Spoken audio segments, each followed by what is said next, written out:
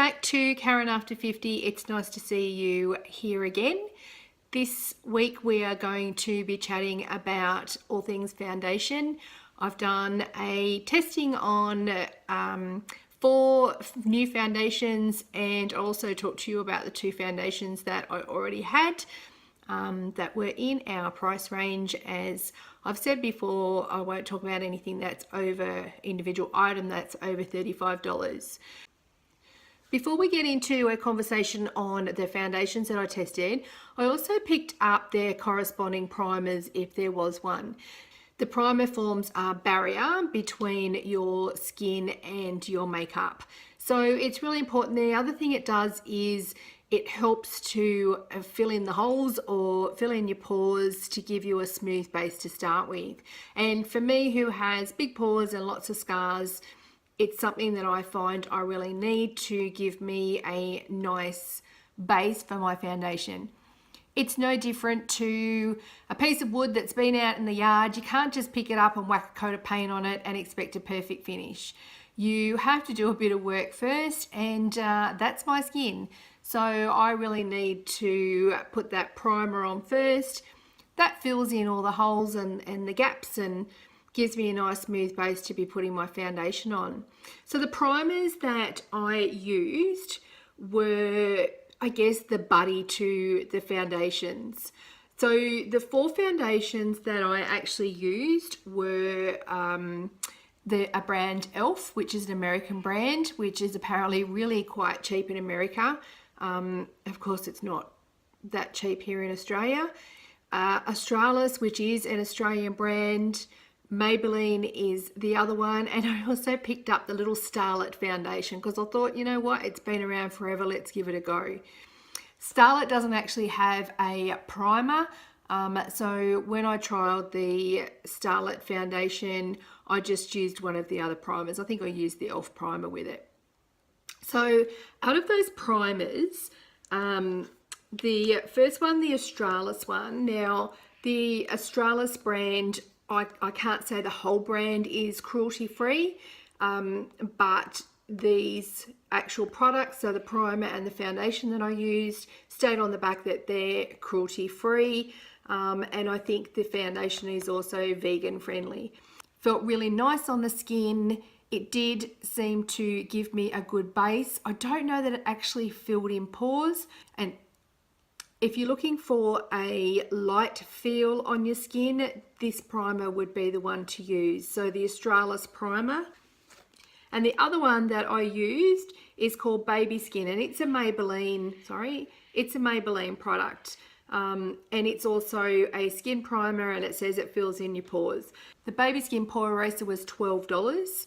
And I don't think it was value for money. There's not much in it, and I don't think it did much. The e.l.f. I really liked, and I used this under the Starlet foundation as well. I thought it was a really good product. It's a silicone base, so it's got that really smooth, I like to say slimy, but it's not a slimy texture. It's a slippery. It's a slippery texture.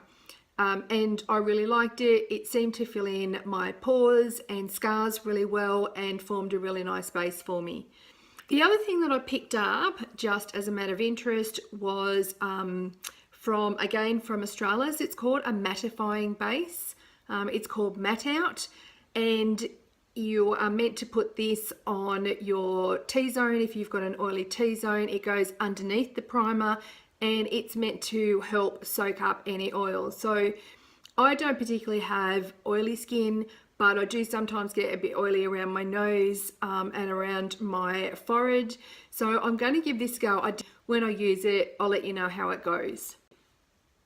So just with the foundations, one of the things that I did find, and I actually bought these 4 foundations all at Kmart, was my shopping trip this time. Now the downside to shopping at Kmart is that they don't have testers.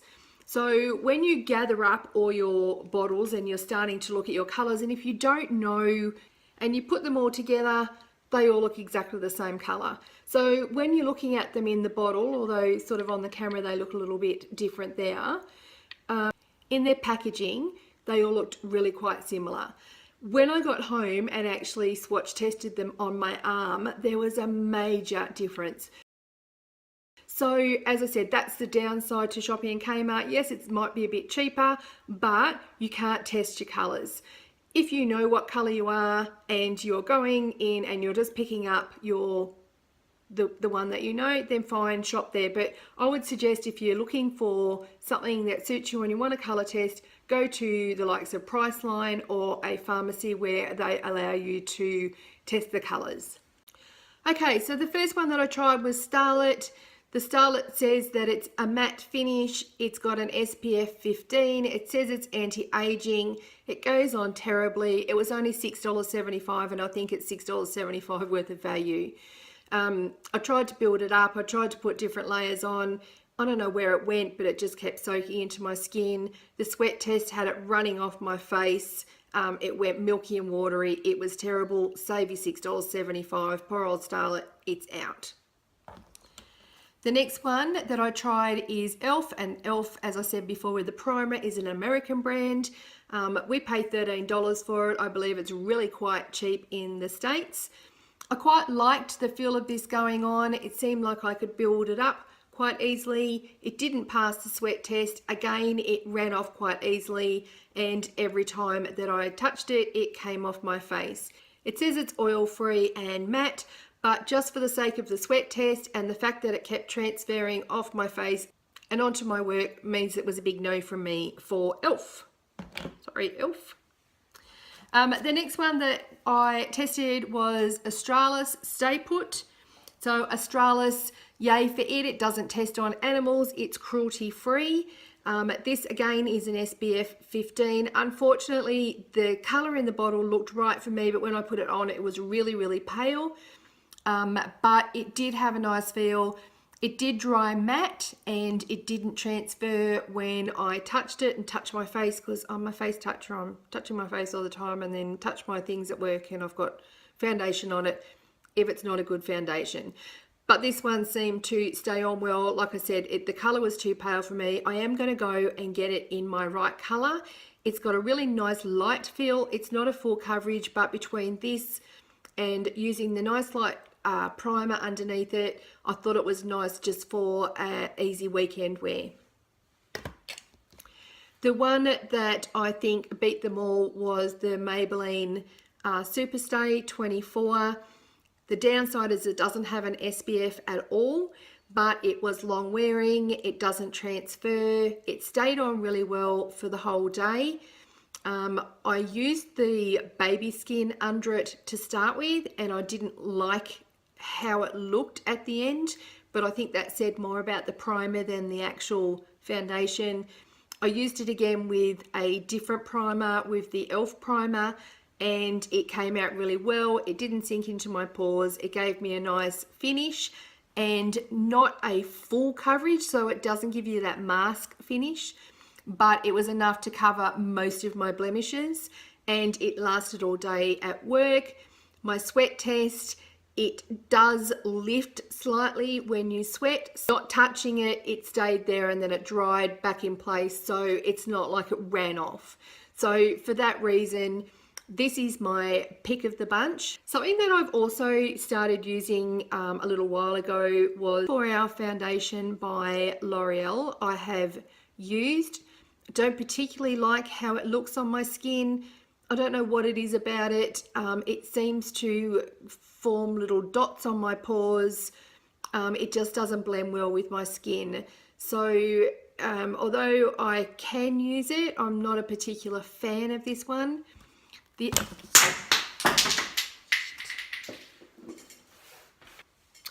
The other one that bounces is the Rimmel Lasting. It says it's a 25-hour finish.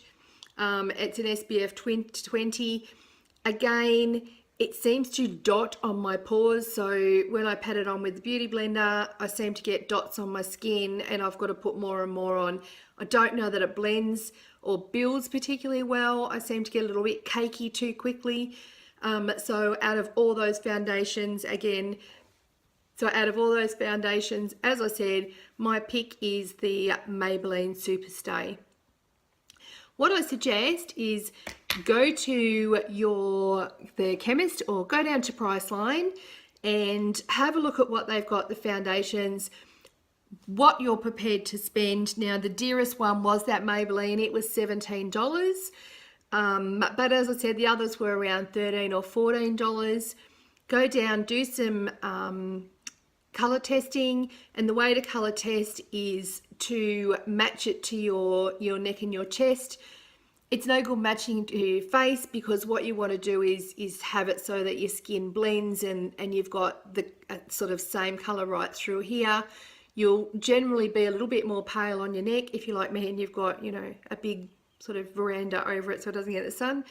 But you generally want a color that's going to match your neck and your chest, so that your foundation is making your face match your neck and your chest. You don't want to have a dark face and then pale down here, and you don't want to be dark down here and have a white face. That's where you start getting the mask look. So if you go down barefaced, get your foundation and put a swatch down here and see how it blends and just see how it matches. Take some baby wipes in your handbag and you can wipe them off so you're not walking around like a, you know, with stripes on your face. So what I suggest you do now is, in the meantime, either pull out your foundation that you've got now, get down to one of the stores, find the right color for you, grab a foundation. The other thing that you're going to need is something to put your foundation on with. You can use a brush like this. This is a foundation brush. You can use a beauty blender, which is this little pink foam ball, or you can just get the little disposable foams. They all work as well, and they work better than using your finger. So if you go down, grab your foundation, grab some of them. The other thing that I suggest is grab yourself one of the primers. As I said, that e.l.f. primer that I used, it's only $13, or the Australis primer, it was around $12. It just gives you that bit of barrier between your skin and your foundation. So once you've got all those together, make sure you come and visit me again on Friday, and we're going to put our foundation on. So subscribe to my channel. That's just the button down there that says subscribe. If you click on that and then click on the little bell beside it, and that way you'll get a notification every time that I upload a video. And I'll see you on Friday with our things ready to put our foundation on. See you then. Bye.